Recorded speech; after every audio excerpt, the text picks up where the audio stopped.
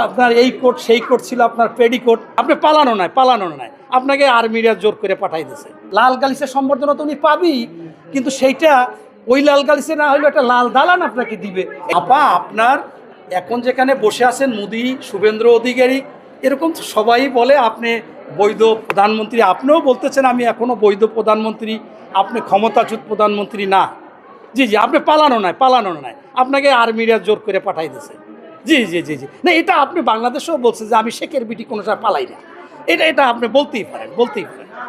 জি আপা, আপনি এটা বলছেন, এটা সঠিক আছে। তবে এই যে অন্তর্বর্তীকালে এটা সরকার হইলো, তারা ছিল, পরবর্তীতে আবার একটা নির্বাচন হইলো, গণতন্ত্র ভোট দিছে, আপনার আওয়ামী লীগের যারা নিরপেক্ষ বা ভালো তারাও ভোট দিছে। জি আপা, তাইলে এত লোকের রায়কে আপনি কি বলবেন? আপনি বৈধ প্রধানমন্ত্রী।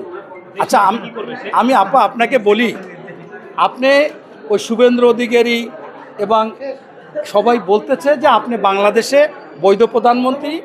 জি, আপনাকে লাল গালিচা সম্বর্ধনা দেবে। জি ওই শাহজালাল বিমানবন্দরে।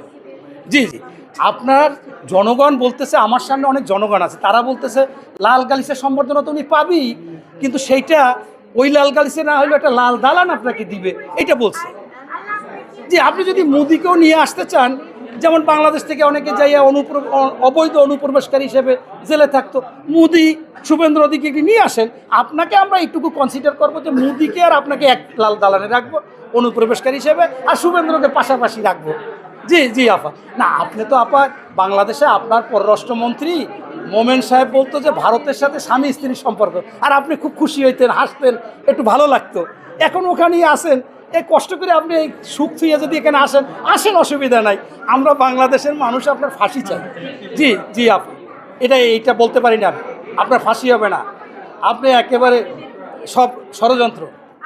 জি আপা, এখন কি বলবো আপা, বিশ্বে আপনি হয়েছেন গুম খুনের রানী, আপনি হয়েছেন আয়নাঘাট সৃষ্টিকারী, আপনি হয়েছেন গণহত্যাকারী, আপনি হয়েছেন এই বিশ্বে একটা অষ্টম আশ্চর্যের মতো একটা বিষয়।